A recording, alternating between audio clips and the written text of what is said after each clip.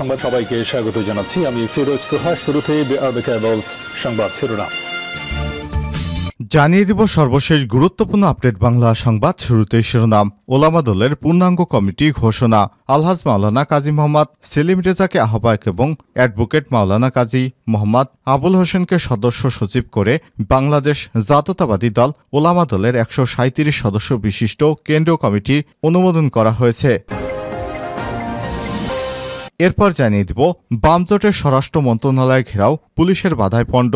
দুর্নীতি, লুটপাট এবং অর্থ পাচার, ঋণখেলাপি, ডাকাতি রোধ, দুর্নীতিবাজদের আয়ের সঙ্গে সঙ্গতিহীন সম্পদ বাজেয়াপ্ত এবং দুর্নীতিবাজ ও ঋণখেলাপি ও অর্থ পাচারকারীদের গ্রেপ্তার এবং বিচারের দাবিতে বাম গণতান্ত্রিক জোটের স্বরাষ্ট্র মন্ত্রণালয় ঘেরাও কর্মসূচি পুলিশের বাধায় পণ্ড হয়ে গেছে। এদিকে স্ত্রীকে ভিডিও কলে রেখে প্রবাসী যুবকের গলায় ফাঁস। কুয়েতে মেহেদী হাসান হৃদয় ২৫ নামে এক বাংলাদেশি যুবক স্ত্রীর সঙ্গে ভিডিও কলে কথা বলা অবস্থায় গলায় ফাঁস দিয়ে মৃত্যুর খবর পাওয়া গেছে। জানিয়ে দিব পাহাড়ি ঢলে শেরপুরের নিম্নাঞ্চল প্লাবিত। কয়েকদিনের টানা বর্ষণ এবং উজান থেকে নেমে আসা আকস্মিক পাহাড়ি ঢলে শেরপুর ঝিনাইগাতি উপজেলার নিম্নাঞ্চল প্লাবিত হয়েছে। জানিয়ে দিব ব্রহ্মপুত্রের পানিতে কুড়িগ্রামের নিম্নাঞ্চল প্লাবিত। ভারী বর্ষণ আর উজানের ঢলে ব্রহ্মপুত্র নদের পানি বেড়ে কুড়িগ্রামের নিম্নাঞ্চলে বন্যা পরিস্থিতি সৃষ্টি হয়েছে। জেলা সদরের যাত্রাপুর এবং উলিপুর উপজেলার বেগমগঞ্জ ইউনিয়নে ব্রহ্মপুত্র অববাহিকায় নিম্নাঞ্চলে বাড়িঘর পানি প্রবেশ করে কয়েকশো পরিবার পানিবন্দী হয়ে পড়েছে, এর খবর পাওয়া গেছে। এবং সর্বশেষ জানিয়ে দিব আলহামদুলিল্লাহ ইসরায়েলে প্রতিরোধ যোদ্ধাদের রকেট হামলা।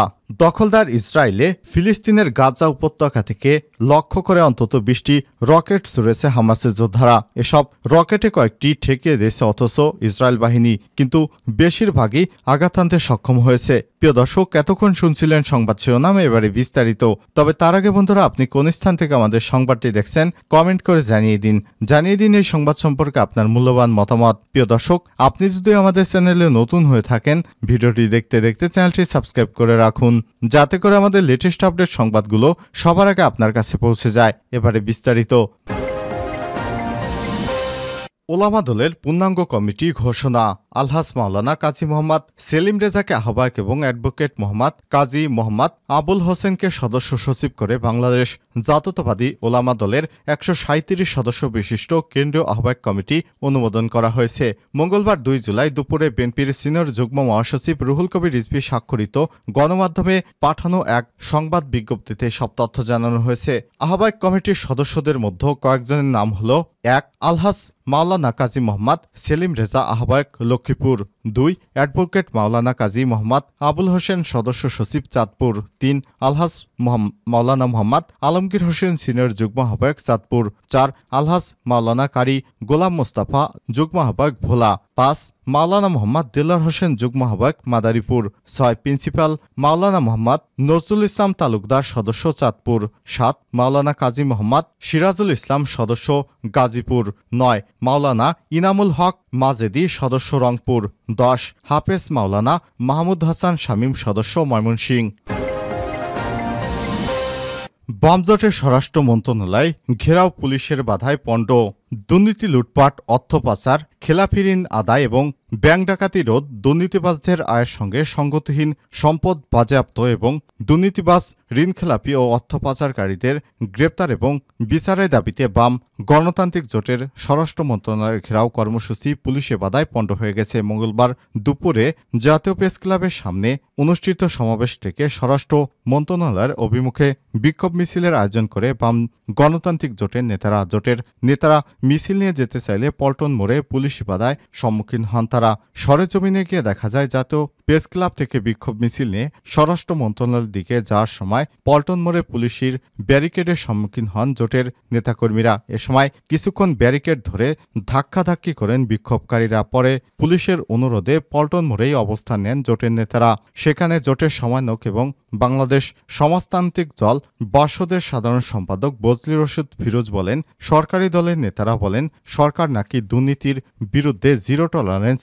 সরকারি দল এবং বিভিন্ন সংস্থা দুর্নীতিবাজদের বিরুদ্ধে ব্যবস্থা না নিয়ে উল্টো তাদের প্রত্যক্ষভাবে মদত দিচ্ছে।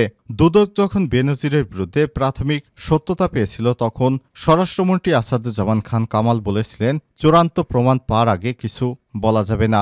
এটা প্রত্যক্ষভাবে দুর্নীতিকে উৎসাহ করা। দায়িত্বপ্রাপ্ত বিভিন্ন বাহিনী এবং সংস্থার কর্মকর্তারা নানা প্রশ্ন তুলেছেন। জোটের সমন্বয়ক এবং নেতারা বলেন, দুর্নীতিবাজদের নামে মামলা আর গ্রেপ্তার হওয়ার আগেই তারা ব্যাংকের সব টাকা তুলে বিদেশে পালিয়ে যায়। মতিউর রহমান নাকি মাথা ঠাক করে সীমান্ত অতিক্রম করেছে। তাহলে আইনশৃঙ্খলা রক্ষাকারী বাহিনী বিজিবি আসলে কি করে? এদিকে বাধা প্রসঙ্গে রমনা থানার সাভাক থানার পেট্রোল ইন্সপেক্টর সর্দার বুলবুল আহমেদ বলেন, মন্ত্রণালয় সহ সংশ্লিষ্ট আশেপাশের এলাকায় রাষ্ট্রের গুরুত্বপূর্ণ প্রতিষ্ঠান আমরা আমাদের নেতাদের অনুরোধ করেছি। তারা চেষ্টা করেছিলেন ব্যারিকেড ছেড়ে চলে যাওয়ার পরে তাদের সিনিয়র নেতারা আমাদের অনুরোধ রেখে সেখানে তাদের প্রোগ্রাম স্থগিত করে। স্ত্রীকে ভিডিও কলে রেখে প্রবাসীর গলায় ফাঁস। কুয়েতে মেহেদী হাসান 25 নামের এক বাংলাদেশি যুবক স্ত্রীর সঙ্গে ভিডিও কলে কথা বলা অবস্থায় গলায় ফাঁস দিয়ে মৃত্যুর খবর পাওয়া গেছে। দেশটির কাবাদ এলাকায় স্থানীয় সময় রাত 9:30টার দিকে নিজ ঘরে ঝুলন্ত অবস্থায় তার লাশ পাওয়া যায়। মেহেদী হাসান কুমিল্লা জেলার চান্দিনা থানার 9 নম্বর মাইসকান্দা ইউনিয়নের আউরাল গ্রামের বাড়ির আবু তাহেরের ছেলে। হৃদয়ের ভাই সাজ্জাদ হোসেন সাগর বলেছেন, গত রাত 9টার দিকে আমার সঙ্গে কথা হয়। এর আধা ঘন্টা পর বাড়ি থেকে আবার বাবা কল করে ভাই তার স্ত্রীর সঙ্গে কথা বলতে বলতে ফাঁসিতে ঝুলে যায়। আমি দৌড়ে রুমে গিয়ে তাকে ঝুলন্ত অবস্থায় দেখতে পাই। ততক্ষণ আর সে আর বেঁচে নেই। এ সময় তিনি বলেন, প্রেম করে বিয়ে করেছিলেন আমার ভাই, কিন্তু বিয়ের পর থেকে স্ত্রীর সঙ্গে তার সংসার জীবন ভালো যাচ্ছিল না। প্রায় তাদের কলহ লেগে থাকতো। অনেকবার চেষ্টা করেও ঠিক করতে পারিনি। সে এগুলো নিতে না পেরে গলায় ফাঁস দিয়েছে। হৃদয়ের বন্ধু মোস্তফা কামাল বলেন, মেহেদীর মৃত্যুর কয়েক ঘন্টা আগেও আমার সঙ্গে কথা বলেছে। তাকে অনেকবারই স্বাভাবিক মনে হয়েছে। পরে শুনি সে আত্মহত্যা করেছে। তার মৃত্যুর খবর বিশ্বাস করতে পারছি না। পারিবারিক কলহের কারণে সে আত্মহত্যার পথ বেছে নিয়েছে বলে জানতে পেরেছি। মেহেদী হাসান হৃদয় 2018 সালে কুয়েতে যান। এ দম্পতির 6 বছর বয়সী একটি কন্যা সন্তান রয়েছে। পাহাড়ি ঢলে শেরপুরে নিম্নাঞ্চল প্লাবিত। কয়েকদিন ধরে টানা বর্ষণ এবং উজান থেকে নেমে আসা আকস্মিক পাহাড়ি ঢলে শেরপুরের ঝিনাইগাতি উপজেলার নিম্নাঞ্চল প্লাবিত হয়েছে। মঙ্গলবার 2 জুলাই ভোরে পাহাড়ি ঢলে পানিতে মহারশী নদীর খোলকুড়া বাঁধ ভেঙে এবং বাঁধের 2 কুল উপচে উপজেলার 15টি গ্রামের নিম্নাঞ্চল প্লাবিত হয়েছে। এ সময় পানিবন্দী হয়ে পড়েছে ওইসব এলাকার শতাধিক মানুষ। এদিকে ঢলের পানিতে পলি জমে রোপামন বীজতলার সামান্য ক্ষতি হয়েছে। ভেসে গেছে বেশ কিছু পুকুরের মাছ। এছাড়াও ওই ঢলের পানিতে উপজেলা পরিষদের মেইন রাস্তাসহ মসজিদ রোড, কাঁচাবাজার এবং হাসপাতাল রোড প্রায় হাঁটু পানি জমে যায়। এ বিষয়ে উপজেলা নির্বাহী কর্মকর্তা ইউএনও মোহাম্মদ আশরাফুল আলম রাসেল বলেছেন, ঝিনাইগাতি সদর ইউনিয়নের খোলকুড়া নামক স্থানে মহারশী নদীর বাঁধ ভেঙে পাহাড়ি ঢলের পানিতে নিম্নাঞ্চলের কিছু এলাকা প্লাবিত হয়েছে। সরেজমিনে গিয়ে ক্ষতিগ্রস্ত এলাকা পরিদর্শন করেছি।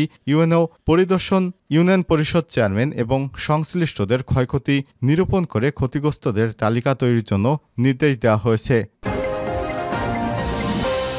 ব্রহ্মপুত্রের পানিতে কুড়িগ্রামের নিম্নাঞ্চল প্লাবিত। ভারী বর্ষণ আর উজানের ঢলে ব্রহ্মপুত্র নদের পানি বেড়ে গিয়ে কুড়িগ্রামের নিম্নাঞ্চলে বন্যা পরিস্থিতি সৃষ্টি হয়েছে। জেলা সদরের যাত্রাপুর এবং উলিপুর উপজেলার বেগমগঞ্জ ইউনিয়ন ব্রহ্মপুত্র অববাহিকার নিম্নাঞ্চলের বাড়িঘর পানি প্রবেশ করে কয়েকশো পরিবার পানিবন্দী হয়ে পড়ার খবর পাওয়া গেছে। এদিকে বাড়ছে ধরলা এবং দুধকুমার নদের পানীয়। এ অবস্থায় এসব নদ নদীর নিম্নাঞ্চলে স্বল্পমেয়াদী বন্যার পূর্বাভাস দেখা দিয়েছে। পানি উন্নয়ন বোর্ড পাউবো বন্যা পূর্বাভাস সতর্কীকরণ কেন্দ্র থেকে। মঙ্গলবার 2 জুলাই দুপুরে পাউবো বন্যা পূর্বাভাস এই সতর্কীকরণ কেন্দ্র থেকে এসব তথ্য জানায়। দেশের উত্তরাঞ্চল এর উজানে আগামী 48 ঘন্টা ভারী থেকে অতি ভারী বৃষ্টিপাতের সম্ভাবনা রয়েছে। ফলে ওইসব এলাকার উত্তরাঞ্চলে দুধকুমার, ধরলা, তিস্তা নদীসমূহের পানি বৃদ্ধি পেয়ে কয়েকটি পয়েন্টে বিপদসীমা অতিক্রম করতে পারে। স্বল্পমেয়াদী বন্যা পরিস্থিতি সৃষ্টি হতে পারে।